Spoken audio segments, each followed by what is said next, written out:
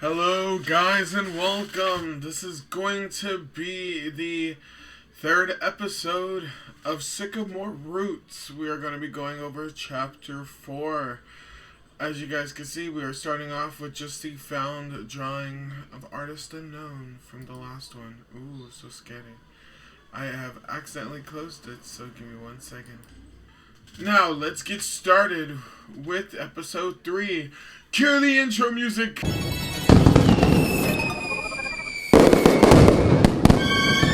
Chapter 4.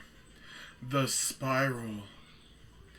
September 24th, 1999. 5:15 p.m. Mr. Flowers rushes into the house. "What's the matter?" as his eyes turned white. "She cut herself deep. She's missing the tips of her middle and ring finger," Ara says in a panic as blood gushes in the sink. "It's not that bad," says Lana, wrapping a towel around her hand.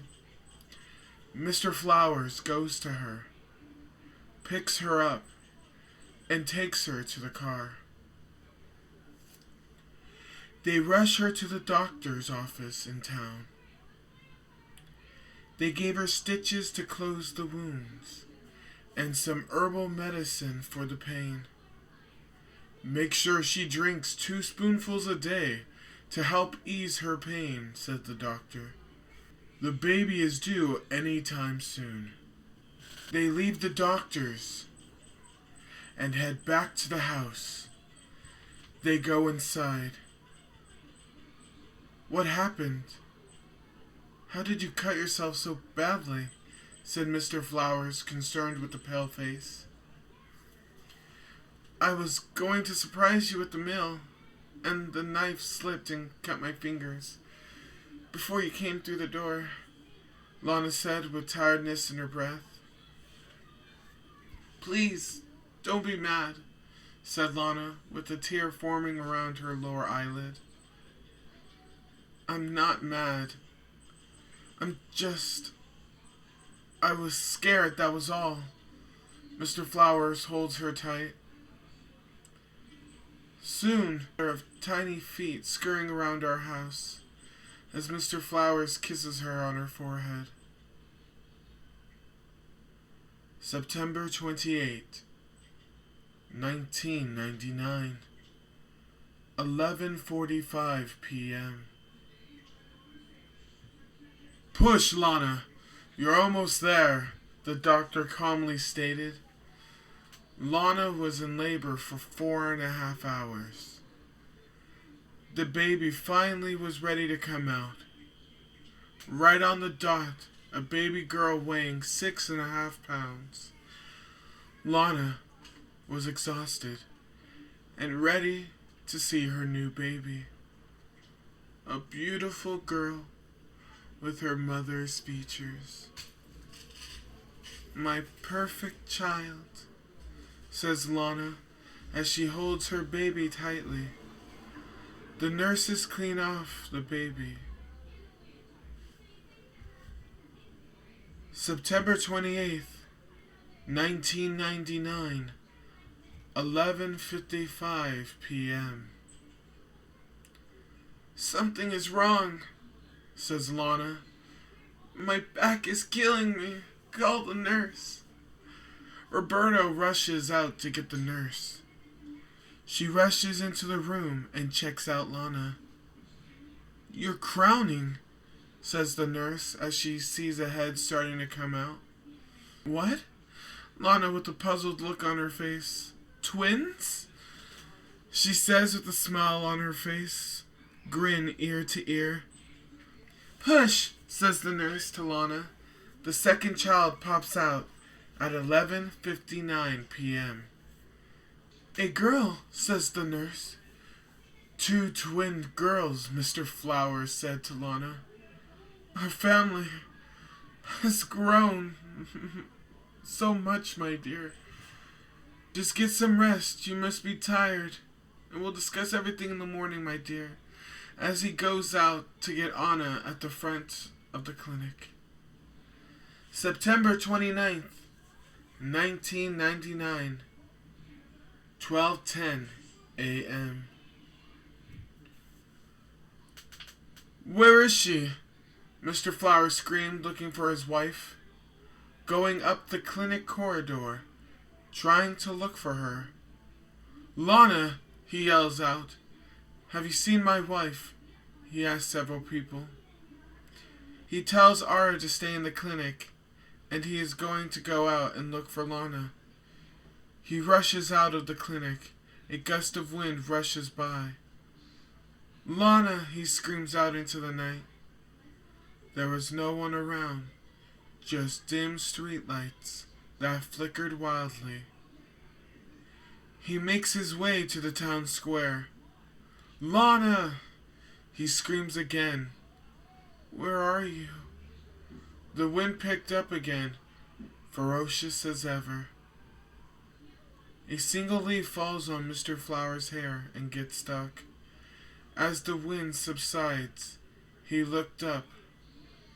Standing right in front of him is a giant tree with no eyes, just sunken holes and a jagged, crooked jaw.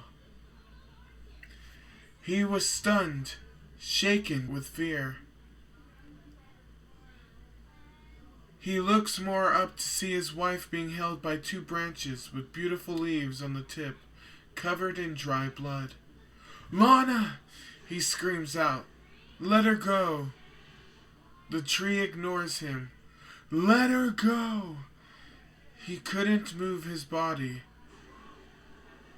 The trees pull apart its branches, splitting her in two. Her intestines fall to the floor as he looks in horror. The tree ate the left half of her body, then the right. No! He yells out, crying. Who are you? Why did you kill my wife, you bastard? As the tree gobbled up the rest of her on the floor. She was playing a bird, said the tree. What debt can she have with the tree? Says Mr. Flower, sarcastically angry. She was not enough for her debt. I require her children as well. Boomed the tree. No, I won't let you take my children, you sadistic asshole, said Mr. Flowers, when out of nowhere a figure appeared from the shadows. September 29th, 1999, 12:10 p.m. Where can she be? As Ara stares at the two beautiful girls nestled in their blankets. How can she just turn up missing? She yawns. I need some coffee, as she goes down the hall for just 2 minutes. Ara, on her way back, sees a shadowy figure leave the clinic room. Roberto? She yells out, as the figure goes around the corner. She opens the door and finds the babies not in their beds. She wastes no time and flees out the door and runs out to the main door to see the shadowy figure leaving. She follows closely behind. All she has is a stick and terror as she follows the figure throughout the night. The figure was moving with such haste, Ara could barely keep up, but was not hesitant to keep going as she heard the cries of the screaming babies echoing through the town. She sees the shadowy figure go to the town square and disappear without a trace. Where did it go? She looked amazed. She mustered up the strength and goes into the town square. A big gust of wind howled through the square, and a single leaf fell into her shoelace. Her eyes closed from the wind, but she was finally able to open them. And what she saw next she couldn't believe. Mr. Flowers and the mayor standing next to a giant tree. "What is going on here?" Aura said, confused. And with that note, that'll be the end of chapter 4.